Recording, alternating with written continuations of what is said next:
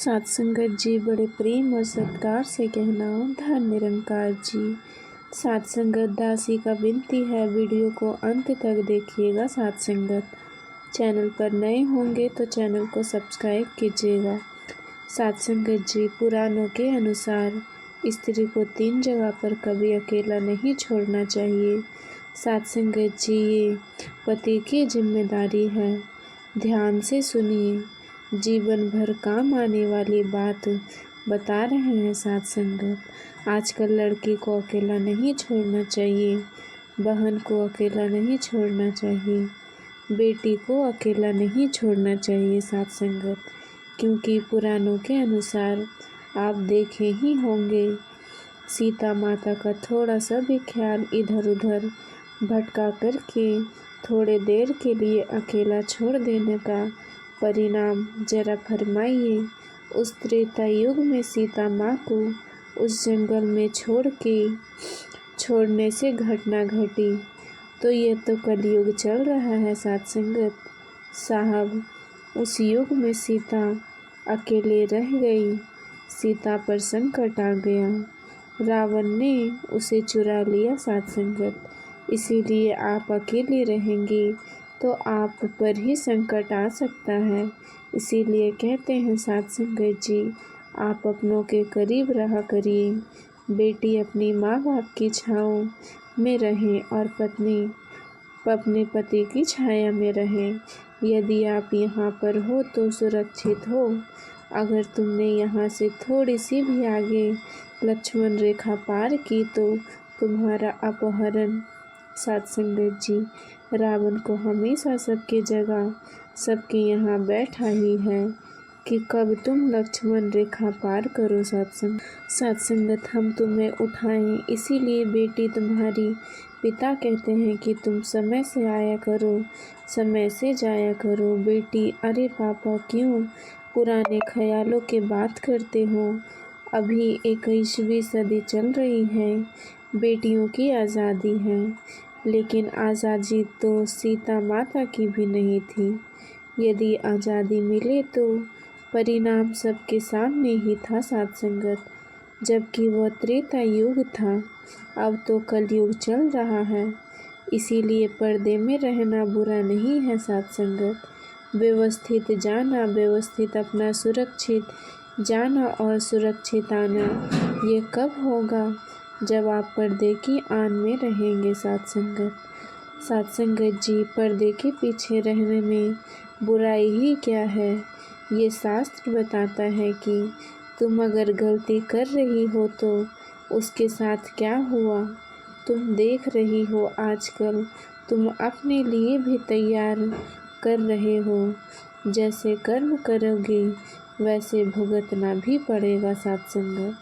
तो सात संगत, सत्संग जी, बात बस इतना है कि पहले के युग में, त्रेता युग में रावण एक था, लेकिन यहाँ पर गली गली में आपको रावण ही रावण मिलेंगे। सात संगत जी, हम सजग हो कर के चलें, सावधान रहें। सात संगत जी, इसमें क्या बुरा है? सात संगत जी, आदमी महंगी से महंगी कार खरीदता है, किस लिए?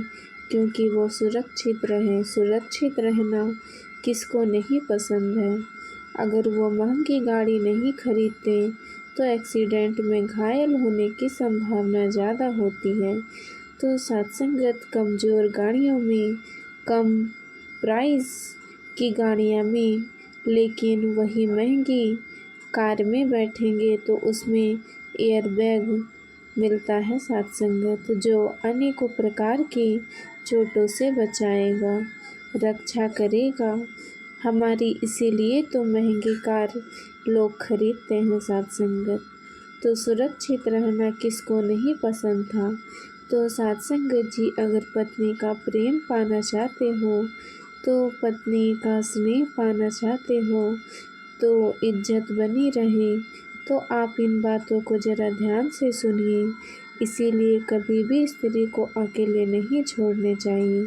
ऐसी 3 जगह जो मैं बता रही हूँ आपको। पहला, जहाँ आपकी स्त्री बीमार हो, आपकी पत्नी बीमार हो वहाँ पर आपको अकेला नहीं छोड़ना चाहिए। साथ संगत जी, बीमारी में हमेशा अपनी पत्नी की सेवा करना पति का कर्तव्य है। साथ संगत जी, इसमें कभी छोड़ना नहीं चाहिए। और वो जब अपनी पत्नी निर्दोष हो, दुनिया वाले कितने भी दोष थोप रहे हो, लेकिन आपको उस पत्नी की साझा करनी चाहिए। हर एक परिस्थिति में भी उसका साथ देना चाहिए। साथ संगत जी, किसी भी परिस्थिति में आप अपनी पत्नी को किसी अनजान आदमी के साथ या फिर कोई जानबूझ के जानता है साथ संगत पहचान वाली है, उस पर आप भरोसा करके छोड़ रहे हो अपनी पत्नी को, लेकिन उस पर आपको कड़ी वाणी रखनी है जिससे इज्जत मान प्रतिष्ठा बने रहे। साथ संगत जी, जवान अगर आपके मामा के लड़के या फिर कोई भी जवान हो, कोई रिलेशन का क्यों नहीं हो, एक स्त्री और एक पुरुष को, जवान पुरुष को एक साथ नहीं छोड़ने चाहिए साथ संगत जी। तो रावण के तरह उठाकर लेकर चले जाएंगे। इज्जत कहोगे हाय दैया, हाय दैया। साथ संगत जी, मैं अपने से नहीं कह रही हूँ, ये शास्त्रों में लिखा हुआ है। साथ संगत जी, यूट्यूब से तमाम वीडियो देख करके ग्रहण करके शिक्षा मैं आज आपको बताने की कोशिश कर रही हूँ, या फिर आप समाज को, आजकल के समाज को देख ही रहे होंगे साथ संगत जी। ये 3 चीज़ें जो अपनी पत्नी के साथ कभी नहीं छोड़ता है, 3 परिस्थितियों में अपने पत्नी के सामने खड़ा रहना है। वे अपनी पत्नी का गृहस्थ जीवन का कभी बाल बाका कोई नहीं कर पाएगा साथ संगत जी। चाहे आपके कितने भी सगे हो, इन 4 लोगों के पास स्त्री को कभी नहीं अकेला छोड़ना चाहिए, परंतु पछता होगा। दुनिया में विश्वास तो बहुत लोग होते हैं, कुछ स्थानों पर विश्वास भी आपके साथ विश्वास खून कर देते हैं। तो साथ संगत जी, अंधविश्वास नहीं करने चाहिए और विश्वासी का भी विश्वास कर लेना चाहिए। अगर कोई व्यक्ति विश्वासी है तो उसके पहले बीच बीच में परीक्षा लेते रहो। साथ संगत जी, कुछ मामलों में विश्वासी पर भी विश्वास नहीं करना चाहिए, विश्वास पात्र पर भी विश्वास ना करें। आइए इस कहानी के माध्यम से समझते हैं कि इस कहानी आपको बहुत ही सुंदर शिक्षा दे करके जाएगी। कहानी की बात ये सदैव ध्यान रखना, सदैव रखना, आपके जीवन में बहुत काम देगी। तो चलिए कहानी को शुरू करते हैं साथ संगत जी। प्रिय साथ संगत जी, प्रेम से कहना जी, धन निरंकार जी। साथ संगत जी, प्राचीन समय में एक बात कही गई कि किसी राज्य में महाराज वीरभोज रहते थे साथ संगत। राजा वीरभोज एक सन की किस्म का राजा था। एक बार राजा भ्रमण करते करते जंगल में चले गए साथ संगत। जंगल में घूमते घूमते उनकी भेंट एक सन्यासी से हो गई। वह सन्यासी एक पाखंडी था साथ संगत। राजा साधु संतों पर बहुत ही ज़्यादा भरोसा करता था। उस साधु को देख के राजा के मन में कुछ जिज्ञासाएं उठी। राजा ने उस सन्यासी को अपना परिचय दिया और पूछने लगा, हे साधु महाराज, आप बहुत पहुँचे हुए मालूम पड़ते हैं साथ संगत। मेरी रानी इस समय गर्भवती है। मैं जानना चाहता हूँ कि उसके पुत्र होगा या पुत्री। उसके कहने का अर्थ था कि उसकी कोख से पुत्र होगा या पुत्री। सन्यास ने कहा, राजन, मैं तो यह नहीं जानता कि तुम्हारी रानी को कोख में पुत्र है या पुत्री। इतना जरूर कह सकता हूँ कि अगर तुम्हारी रानी ने किसी पुत्र को जन्म दिया तो तुम्हारा सर्वनाश हो जाएगा। सन्यासी की ये बात सुनकर राजा बड़ा भयभीत हुआ और सोचने लगा, अगर मेरी रानी ने किसी पुत्र को जन्म दी तो मैं कहीं का नहीं रह पाऊँगा। यह बात सुनकर राजा बेटी के नाम से नफरत करने लगी सात संगत जी। और सात संगत जी अपनी रानी से आकर कहा कि रानी, भूल से भी हमारे घर पर पुत्री का जन्म नहीं होना चाहिए। अगर हमारे घर में पुत्री पैदा हुई तो मैं उसे जान से मार दूंगा। तो सात संगत जी राजा को यह बात सुनकर रानी डर गई। वह जानती थी कि राजा बड़ा ही जिद्दी किस्म का, अगर पुत्री का जन्म हो गया तो वह उसे मरवा देगा। तो सात संगत जी अब तो रानी रोज भगवान से प्रार्थना करने लगी, परमात्मा मुझे पुत्री मत देना, वरना राजा उसे जीवित नहीं छोड़ेगा। तो सात संगत भगवान की कृपा से महाराज वीरभोज की रानी में सर्वप्रथम एक पुत्र को जन्म दिया। यह देखकर रानी और राजा बहुत प्रसन्न हुए।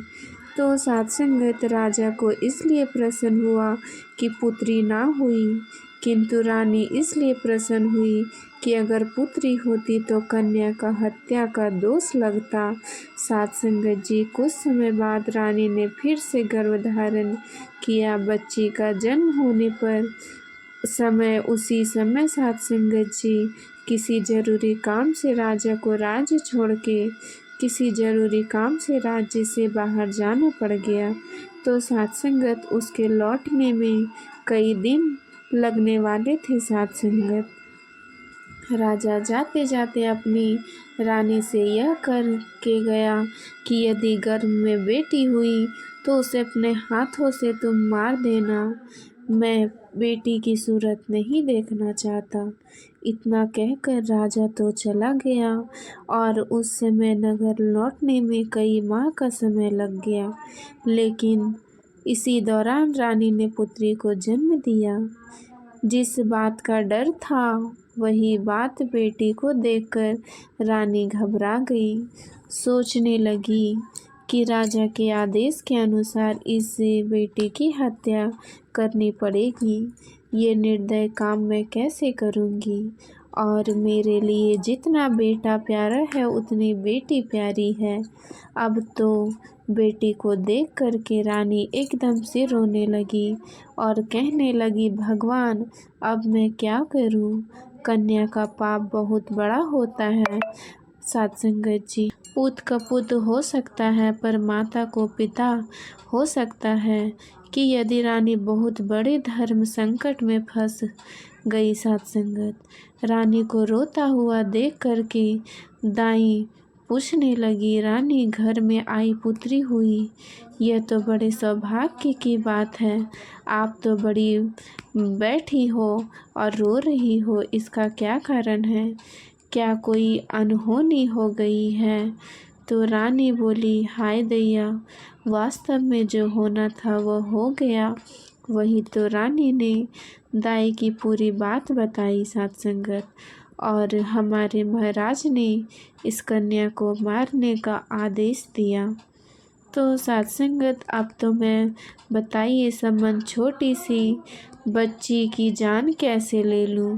तब दाई ने रानी से कहा कि हे साईबा, तुम चिंता मत करो, तुम राजा से कह देना कि मैंने बेटे को जान मरवा दिया और मैं इसे सभी के सामने ले कर के जाती हूँ, लेकिन मैं इसे मारूंगी नहीं, इसे पाल पोस लूँगी। अगर कोई पूछे तो कह देना कि यह बच्ची मेरी भतीजी है। सात संगत, इससे यह बच्ची की जान भी बच जाएगी और राजा की नज़र से दूर भी हो जाएगी।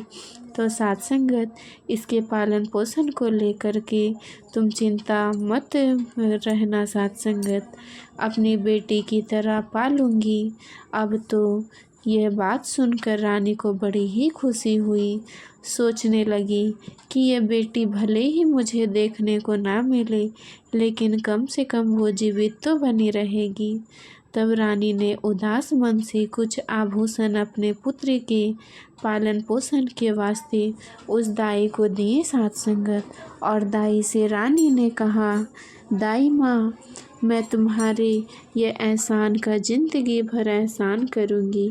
जब तुम्हारे लिए धन की ज़रूरत पड़े तो मैं तुम्हें इससे भी अधिक धन दे दूँगी, दौलत दे दूँगी, लेकिन मेरी बेटी का यह सच किसी कीमत पर खुलने मत देना साध संगत। तो साध संगत इतना समझाने के बाद रानी ने अपनी उस बेटी को दाई के हवाले सौंप दिया और धीरे धीरे करके वो राज्य में और मोहल्ले में खबर फैला दे कि मतलब बेटी को मार दिया, ज़मीन में दफना दिया गया।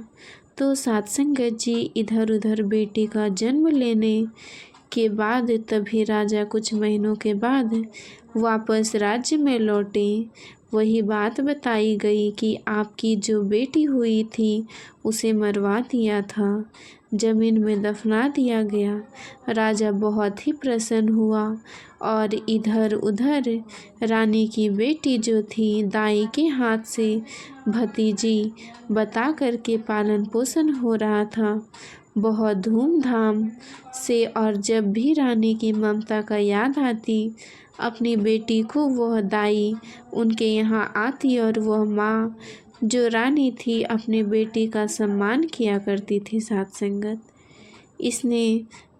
इसके बाद दाई के यहाँ पुत्र संपन्न हुआ। साध संगत जी जवान हो गया।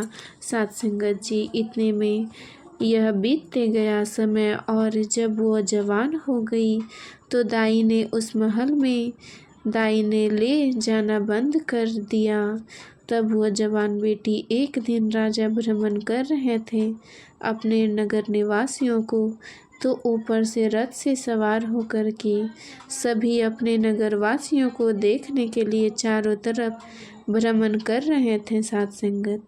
तभी वहीं बेटी जवान थी अपने छत पर वस्त्र नहान कर रही थी साध संगत। और साध संगत वो बहुत ही ज़्यादा सुंदर थी और वह जब ना स्नान करके अपने केस को सुखाने के लिए जब छत पर आ गई तो ऐसा मानो प्रतीत हो रही थी जैसे कि बहुत ही वीर भोज की वो पत्नी के सम्मान भ्रमण करते हुए राजा की नज़र उस कन्या पर चली गई साध संगत। साध संगत जी उसको देखा तो उसके ऊपर मोहित हो गया। राजा उसी वक्त अपने मंत्री से पूछा कि अति शीघ्र पता लगाओ कि यह जो लड़की है ये कौन है, मुझे उसके रूप ने घायल कर दिया। मंत्री ने तुरंत खबर लगाया और बताया कि यह तो एक बूढ़ी माँ की भतीजी है। साध संगत जी राजा को रात भर नींद नहीं आई, बार बार उसी के सपने देख रहा था। वो राजा इतना सब होने के बाद रातों को नींद उड़ गई साध संगत जी। वह राजा उस बूढ़ी के पास गया अपने जो उस पुत्री उसी का हाथ मांगने के लिए। साध संगत जी वो सारी बात जब वो सुनती है तो ऐसे मुख से सुनने के बाद दाई के होश उड़ गए। दाई उसी मन से सोचने लगी, हे भगवान ये कैसा अनर्थ होने जा रहा है, आखिर मैं क्या करूं, ये कन्या तो उसी राजा की बेटी है और राजा इस बात को नहीं जानता साध संगत। तो साध संगत अब वो बूढ़ी माँ बड़ी सोच में पड़ने लगी और बोली कि मैं आपने इस बेटी को अपने भतीजे का हाथ आपके हाथ में नहीं देना चाहती, लेकिन राजा ने कहा कि तुम तो बड़ी सौभाग्य की बात हो कि तुम्हारी तो भतीजी है, वह मुझसे विवाह करेगी। तो साध संगत वो बूढ़ी माँ अपने भतीजे की विवाह करने में असमर्थ रही। तो साध संगत इतने में वह बूढ़ी माँ कुछ दिनों के बाद वो राजा उस बूढ़ी माँ को बहुत ही डराया धमकाया, लेकिन वो नहीं मानी। वो अंत में क्या किया, उस राजा ने अपने सैनिकों के द्वारा उस बूढ़ी माँ को बंदी बना के अपने महल में लाया साध संगत। उसे कारागार में डाल दिया और उसे बहुत ही ज़्यादा मारा पीटा, दुख पीड़ा कष्ट दी साध संगत। उसके पश्चात वो जो बूढ़ी माँ थी वो साध संगत जी कोड़ों की मार से भयभीत होकर के वो सब कुछ राजा को अपने मुख से सारी बातें इतने में वह राजा सुन के और कहा कि यह तो है भगवान, मैं एक ऐसा अनर्थ करने जा रहा था। लेकिन तभी एक मामला शांत नहीं होता है कि राजा और भी ज़्यादा तेज गुस्सा हो जाता है और वो सारी उस बेटी को बोलता है कि जल्दी से उसे लाओ और अपने बेटे को बोलता है कि जल्दी से जंगल में छोड़ आओ। तो सात संगत ऐसे ऐसे करके उसका गुजर बसर जंगलों में हुआ और इधर राजा अपने पत्नी को ऐसे समझा रहा था। सात संगत जी गौर कीजिए, ये कैसा दर्दनाक कहानी था। आप देख ही सकते हैं, जैसा कि त्रेता युग में नहीं बल्कि आजकल के इस कलयुग में ऐसे अधर्म पाप हो ही रहे हैं। लेकिन उस समय अगर इससे आप कहानी को और भी ज़्यादा आगे की सुनने चाहते हैं तो इस वीडियो को सात संगत वीडियो लंबा हो जाएगा, जिससे नेक्स्ट वीडियो में अगर आप कमेंट करेंगे तो मैं वीडियो ला करके दूंगी। इससे सात संगत जी आपको ज्ञान तो मिलेगा ही, सात संगत इस वीडियो पर ज़्यादा से ज़्यादा व्हाट्सएप के ज़रिए सभी रिलेशन में शेयर करना है ताकि हमारी बेटी सुरक्षित हो सके। सात संगत हर एक स्त्री सुरक्षित हो सके, उसका चरित्र बच सके। सात संगत अपने घर का सारा जीवन ग्रस्त जो बीत चुके, लेकिन सात संगत जी इतने से काम नहीं चलेगा। आप इस चैनल पे नए हैं तो चैनल को सब्सक्राइब कीजिएगा और सात संगत जी कमेंट में धन निरंकार लिखना ना भूलिएगा। सात संगत जी बड़े प्रेम और सत्कार से कहना जी धन निरंकार जी।